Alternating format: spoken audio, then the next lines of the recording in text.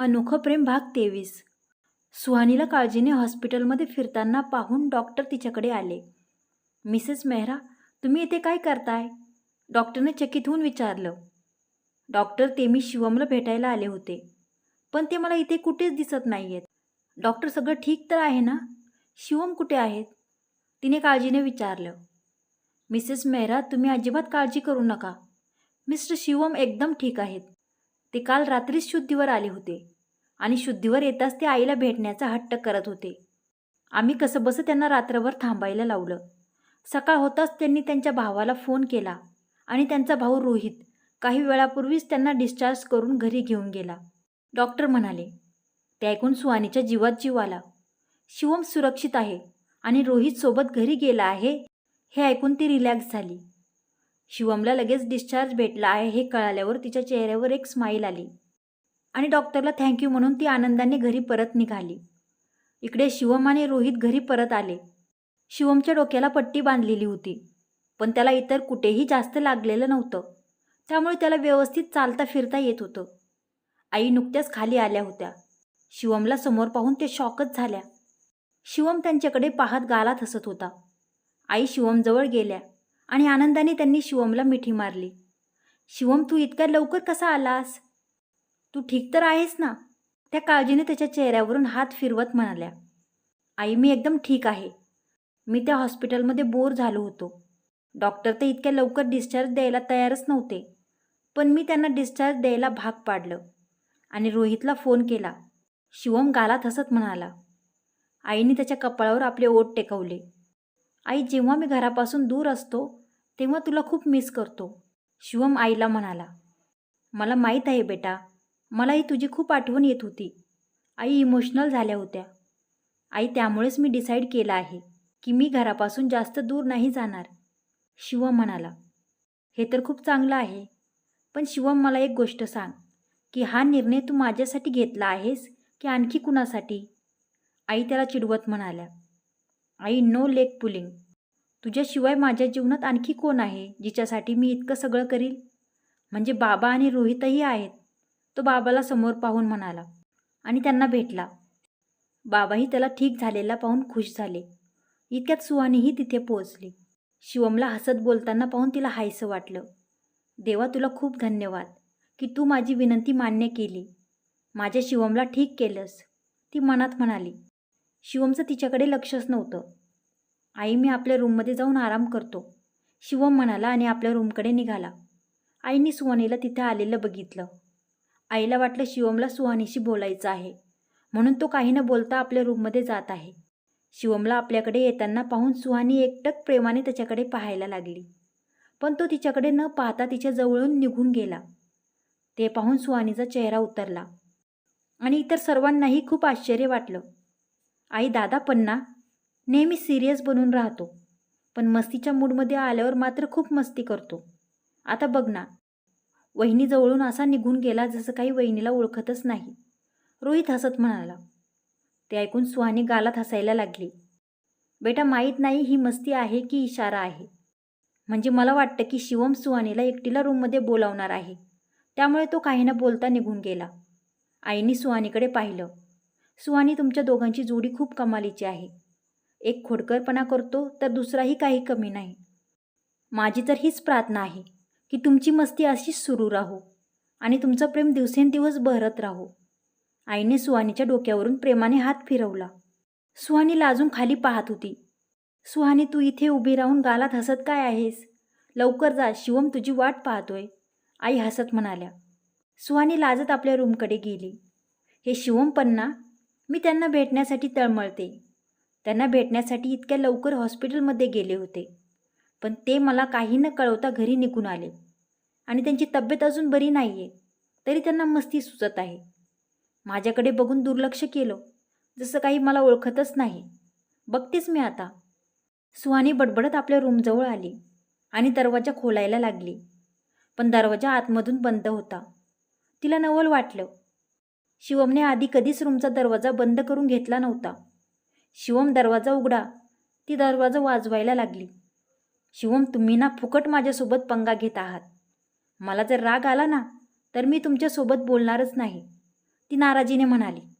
बघा मग तुम्ही 1000 वेळा जरी माझ्याकडे माफी मागितली तरी मी ऐकणार नाही. दिवसभर माझ्या मागे मागे फिरले तरी ऐकणार नाही. पण आतमधून काही प्रतिसाद आला नाही. काय करावं, शिवम तर ऐकतच नाही. जाऊ दे, मला काय, मी तर जाऊन नाश्ता बनवते.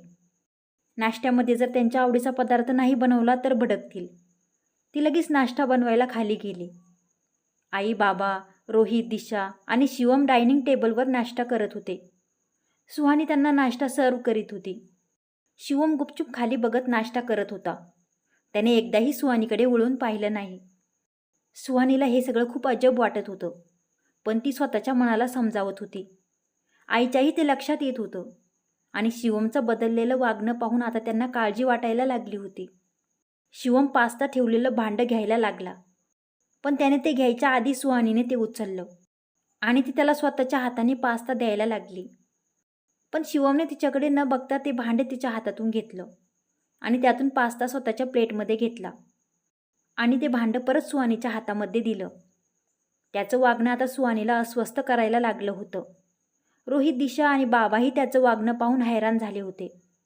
सुहानीच्या चेहऱ्यावरून तर स्माईलच गायब झाली होती. ती आता रडवेली झाली होती. शिवम बेटा, तू सुहानीसोबत बोलत का नाहीस? तू तिच्याबरोबर असं का वागत आहेस? शेवटी आईने न राहावून विचारलं.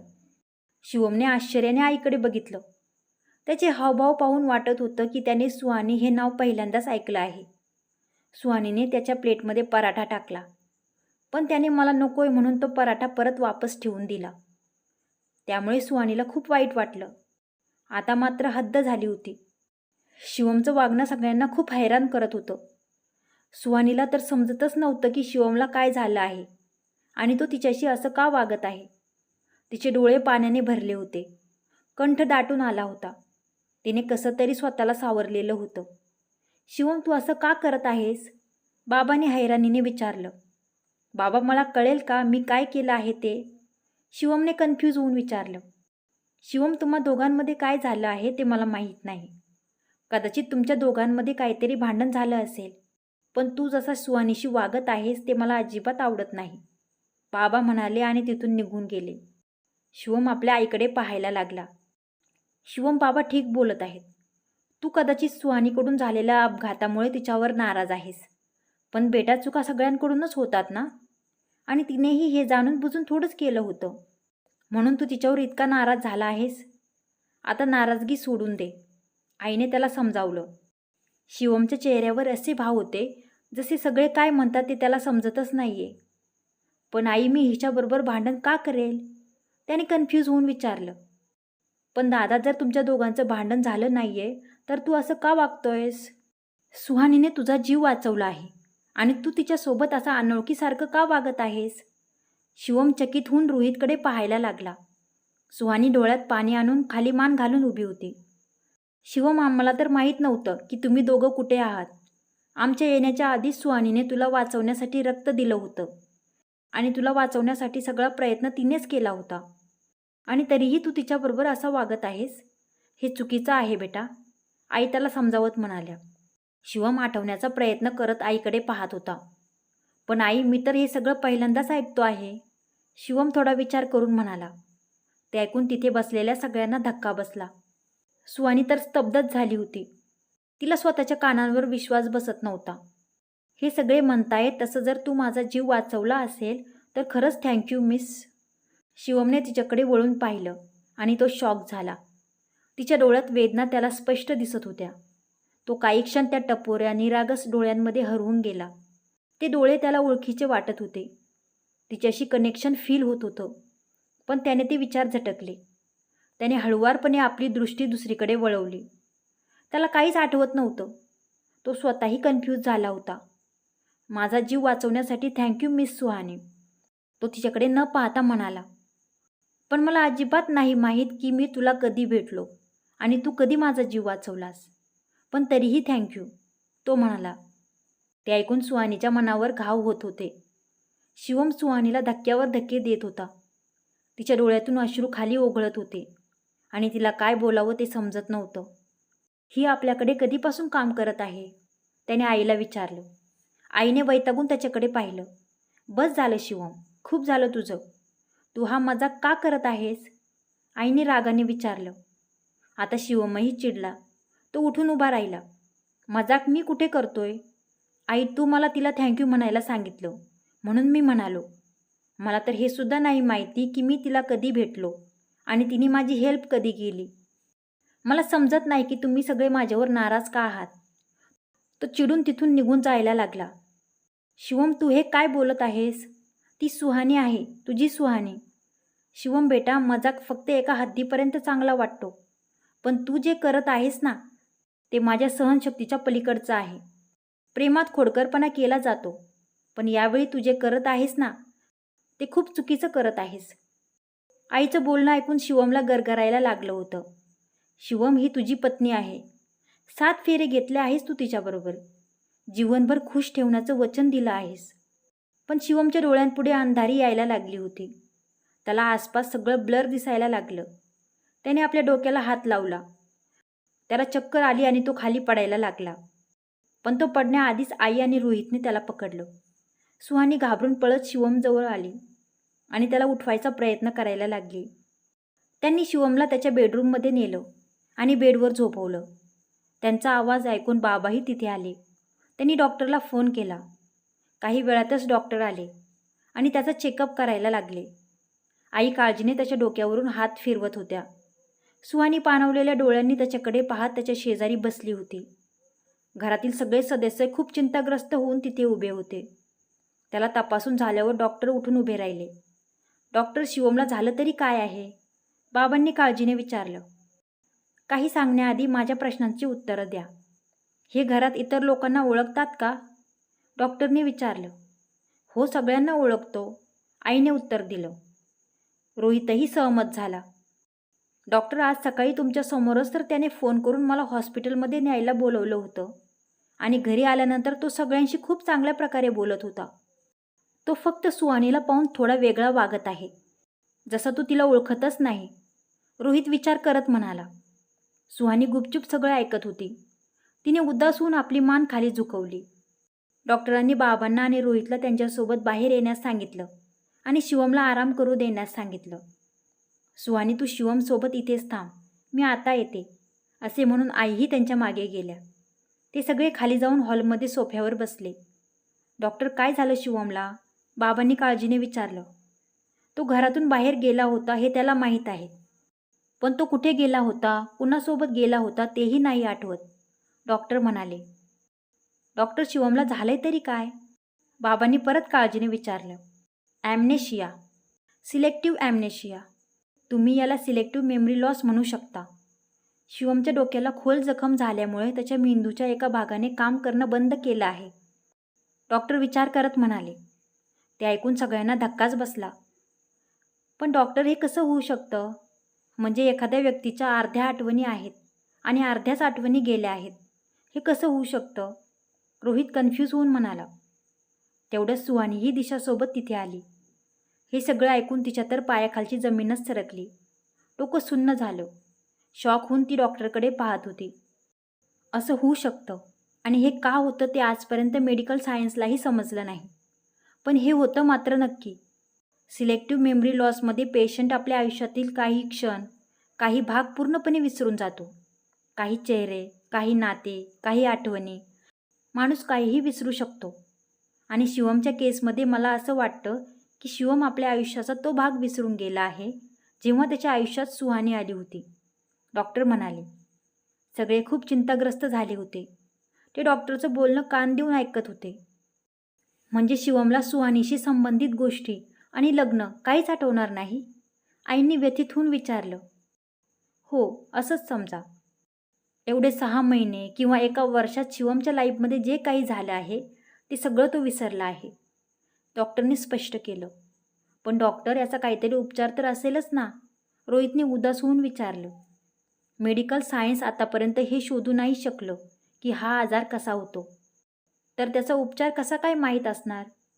म्हणजे शिवमच्या आठवणी कधीच वापस येणार नाही असं मी नाही म्हणणार, कारण काही केसेस अशा आहेत ज्यात पेशंटला त्याच्या सगळ्या आठवणी परत वापस मिळाल्या आहेत. शिवमच्या केसमध्येही असं होऊ शकतं की त्याला आपल्या गत आयुष्याबद्दल सगळं काही परत आठवेल.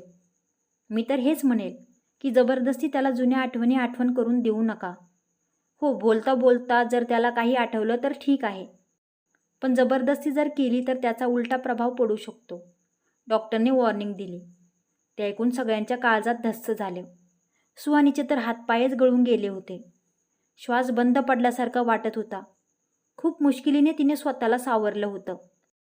ती तिथून निघून आपल्या जुन्या बेडरूममध्ये जाऊन बसली.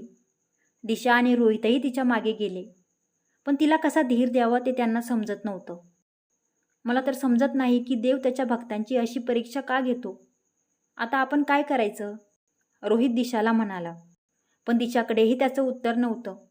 इतक्यात आई सुहानी जवळ येऊन बसल्या. त्यांना सुहानीच्या मनाची अवस्था समजत होती. त्यांनी प्रेमाने तिचा हात आपल्या हातात घेतला. सुहानी बेटा, माहीत नाही तुझ्या नशिबात काय लिहिलं आहे. एक संकट जात नाही तर लगेच दुसरं समोर येतं. मी तर विचारही केला नव्हता की तुम्ही दोघं कधी वेगळे होऊ शकता. सुहानीचा शिवम तिच्यासमोर असूनही तिच्यासोबत नाहीये. तुला माहीत आहे सुहानी, तू या घरची सूनच नाही तर माझी मुलगीही आहेस. मला माहीत आहे शिवमच्या वागण्याने तुला खूप त्रास होणार आहे. त्यामुळे तू जो निर्णय घेशील त्यात मी तुझ्यासोबत आहे. त्या तिला धीर देत म्हणाल्या. सुहानीने आईकडे पाहिलं. आई, माझ्या जीवनाचा निर्णय त्याच दिवशी झाला होता ज्या दिवशी मी शिवमशी लग्न केलं होतं. त्या दिवशी सगळं काही ठरलं होतं. मी शिवमची साथ कधीच सोडणार नाही. शिवम आणि सुहानीचं नाव नेहमी एक साथच घेतलं जाईल. ते मला विसरले आहेत, पण मी तर त्यांना विसरले नाही. आणि डॉक्टर म्हणाले आहे की तुम्ही जबरदस्ती त्यांना काही आठवण करून देऊ नका. पण प्रेमाने तर आपण त्यांना आठवण करून देऊ शकतो ना. आई, मला माझ्या प्रेमावर पूर्ण विश्वास आहे. मी माझ्या शिवमच्या सगळ्या आठवणी परत वापस आणणार आहे, सुहानी आत्मविश्वासाने म्हणाली. ते ऐकून आईंनी प्रेमाने तिला जवळ घेतलं. तिने रडत आईला मिठी मारली. इकडे शिवम शुद्धीवर आला होता आणि त्याची नजर शेजारच्या टेबलावर ठेवलेल्या न्यूजपेपरवर गेली. त्याला खूप आश्चर्य वाटलं, कारण त्या पेपरवर 2024 साल असं लिहिलेलं होतं. त्याने पटकन रोहितला बोलावलं. बाबा आणि रोहित डॉक्टरशी बोलत होते. ते तिघेही शिवमच्या रूममध्ये गेले. शिवमने तो न्यूजपेपर त्यांच्यासमोर धरला आणि विचारलं की ही काय भानगड आहे. हे साल तर 2023 आहे, मग पेपरवर 2024 असं कसं लिहिलं आहे. बाबा आणि रोहितला काय उत्तर द्यावं ते समजेना. बाबांनी त्याला सांगितलं की हे 2024च आहे. ते ऐकून शिवम शॉक झाला. मग मला का आठवत नाहीये की या एका वर्षात माझ्या आयुष्यात काय झालं आहे ते. तो आपल्या डोक्यावर जोर द्यायला लागला. पण डॉक्टरने त्याला रिलॅक्स व्हायला सांगितलं आणि ते शिवमशी बोलायला लागले. शिवम, काही विचार करण्याआधी माझं ऐकून घे. तुझी मेमरी एकदम ठीक आहे. तू एकदम ठीक आहेस. आणि जर तू या एका वर्षाबद्दल बोलत आहेस तर मी तुला सांगतो, तुझा ॲक्सिडेंट झाला होता. जखम झाल्यामुळे कधीकधी आपल्या आठवणींवर हलका फुलका प्रभाव पडतो. ती व्यक्ती काही गोष्टी विसरू शकते, पण ही एकदम छोटी गोष्ट आहे, डॉक्टर त्याला समजावत म्हणाले. ते ऐकून शिवम चिडला. तुम्हाला ही छोटी गोष्ट वाटते? पूर्ण एका वर्षाच्या कालावधीमध्ये माझ्या आयुष्यात काय झालं ते मला आठवत नाहीये. ही साधी गोष्ट आहे, तो नाराजीने म्हणाला. शिवम, तू काळजी करू नकोस. हळूहळू तुला सगळं काही आठवेल आणि तू एकदम ठीक होशील. डॉक्टरने त्याला समजावलं आणि ते बाहेर निघून गेले. इकडे दिशा सुहानीला धीर देत होती. सुहानी, तू स्वतःला एकटं समजू नकोस. मी प्रत्येक संकटात तुझी साथ देईल. तुझी साथ मी कधीही सोडणार नाही. दिशा सुहानीच्या खांद्यावर हात ठेवून म्हणाली. सुहानीने तिच्याकडे पाहून स्माईल केली. मला माहीत आहे दिशा, पण ही लढाई मला एकटीलाच लढावी लागणार आहे. शिवमच्या आठवणी मला कसंही करून परत आणावे लागणार आहेत, सुहानी तिला म्हणाली. पण सुहानी, तू हे सगळं कसं करणार आहेस? दिशाने विचारलं. खरं सांगायचं तर मला नाही माहिती मी हे सगळं कसं करणार आहे. माझ्या डोक्यात काहीच आयडिया नाही आहे, पण मला माझ्या प्रेमाच्या शक्तीवर पूर्ण विश्वास आहे. मी त्यांच्या आसपास राहिले तर कधी ना कधी त्यांना माझी आठवण येईलच, की जी वेडी मुलगी त्यांच्या आसपास फिरकत असते ती त्यांची सुहानी आहे. आज नाहीतर उद्या, उद्या नाहीतर परवा त्यांना माझी आठवण जरूर येईल. मला माझ्या प्रेमावर पूर्ण विश्वास आहे, सुहानी स्वतःशीच हसत म्हणाली. क्रमशः कसा वाटला आजचा भाग? जर कथा आवडली असेल तर व्हिडिओला लाईक करा आणि माझ्या चॅनलला सबस्क्राईब करा. धन्यवाद.